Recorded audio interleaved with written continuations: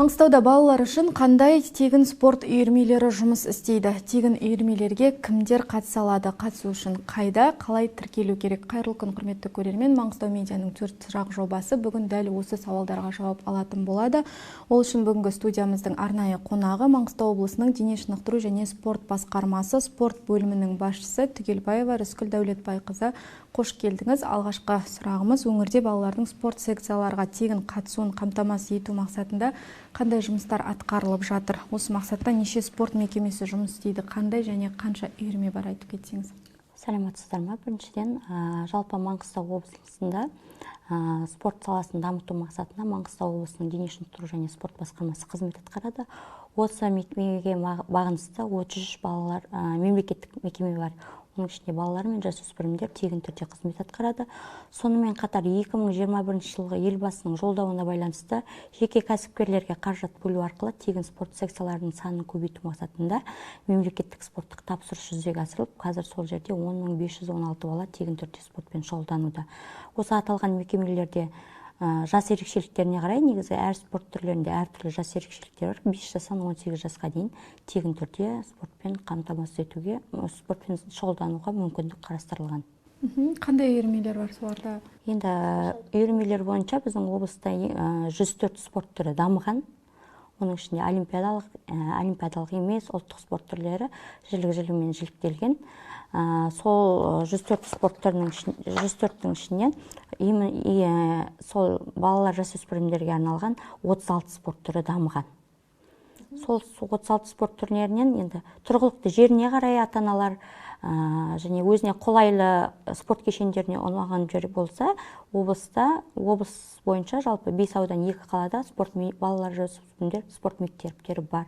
Сол жаққа барып, тегін спорттан қай түріне бала бейім болса, сол түрмен қызмет алып, спортпен айналысуға мүмкіндік бар. Сол тегінге 36 спорт түрінің барлығы кіреді? Иә, кіреді. Ата-ана баласын тегін үйірмеге тіркеу үшін қайда бару керек? Бұл онлайн жүзеге аса ма? Жалпы қандай да бір сайт, порталы жұмыс істей ме?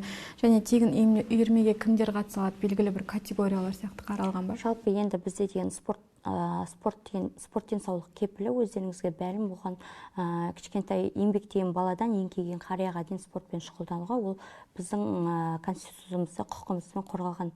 Сондықтан да кез келген адам спортпен шұғылданамын деген адамға шүкір қазір жағдай бар.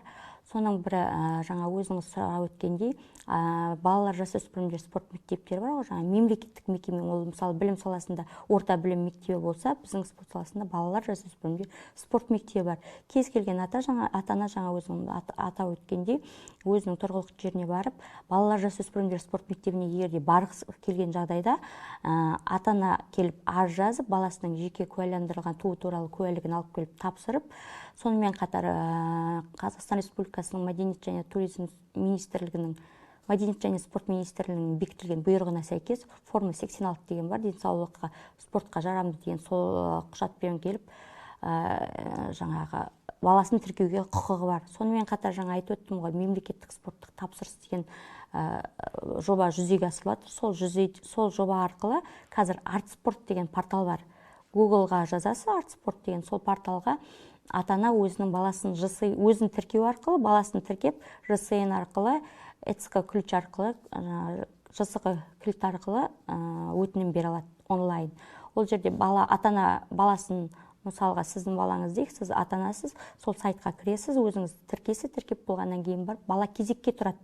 Мысалы, қазір 10.516-ға үкіметтен қаражат бөлініп отырса, осы 10.516-дан бір балалар кейбір көшіп кетуіне байланысты, кейбір балалар спорт ұнамайды шығып кетеді. Сол кезде келесі бала кезекке, резерв дейді ғой, кезекке тұрып, өзінің несімен қатыса алады. Кезек қалай жүзеге асады?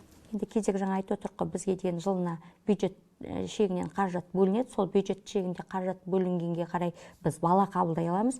Қазіргі таңда басқармаға 1 миллиард 600 миллион қаржы бөлініп, 10 мыңнан астам баланы тегін қабылдап отыр. Қазір сол 10 мың бізге жыл сайын жоспары беріледі. Өзіңіз білесіз, бюджеттен бөлінген қаражаттың өзінің жоспары бар. Сол жоспар бойынша бізде биыл 10.500 бала, сол бала қазір толық тұр.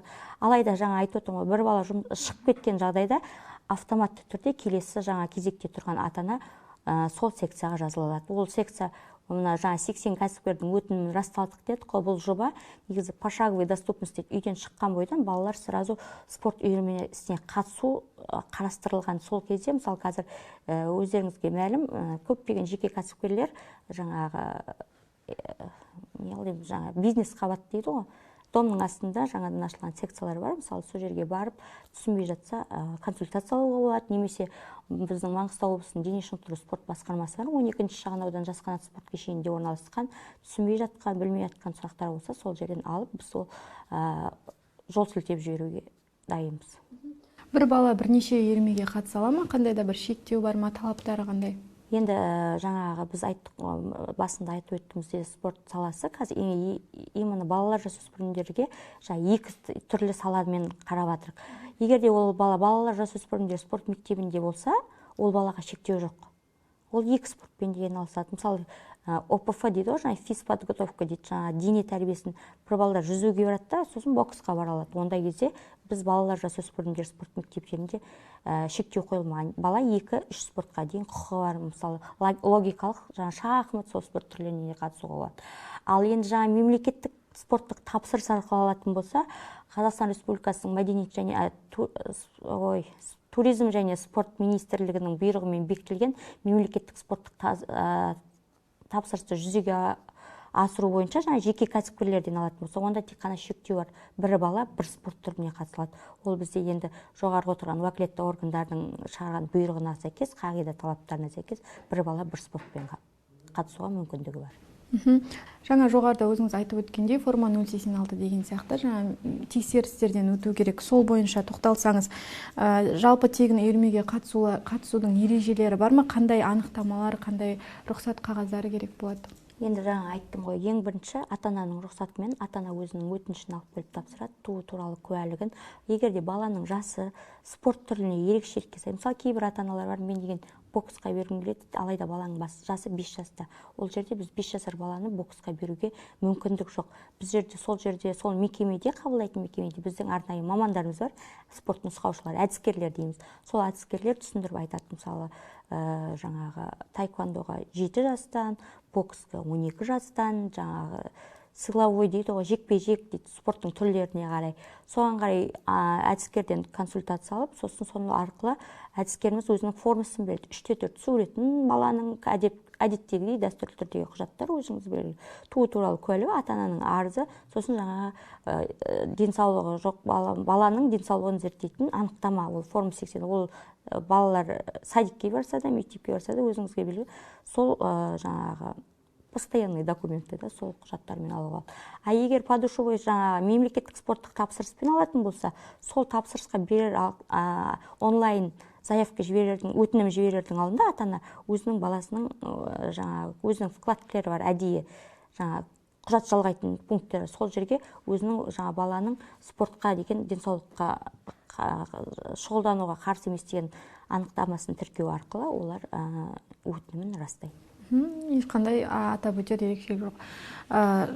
Жаңағыдай талаптары, мысалы, бірнеше сабаққа келмей қалса шығарылады деген сияқты қойылатын талаптар. Енді балалардың бірнеше сабаққа қатыспайтын, өздеріңізге мәлім, қазір алла уақытта каникулда жазғы мезгілде ата-аналар отбасымен егер ол енді бәрі 1-2 сабаққа қатыспайды, алып тастайды деген жоқ. Ата-ана келіп өтініш жазса, мысалы, мен осындай жағдайда іс-сапарға кетіп бара жатырмын, немесе осындай жақта атасы әжесінің ауылына бара жатыр, осыдан баламды уақытша босатуыңызды сұраймыз деген жағдайда да біз ата-ананың орнына автоматты түрде сақталады жазғы күндері. Сосын егер де бала ауырып қалған жағдайда болған кезде обязательно анықтама, справка дейді ғой, бала уже жарамды деген медициналық справкасы тіркелген жағдайда баланы біз тоқтатпаймыз.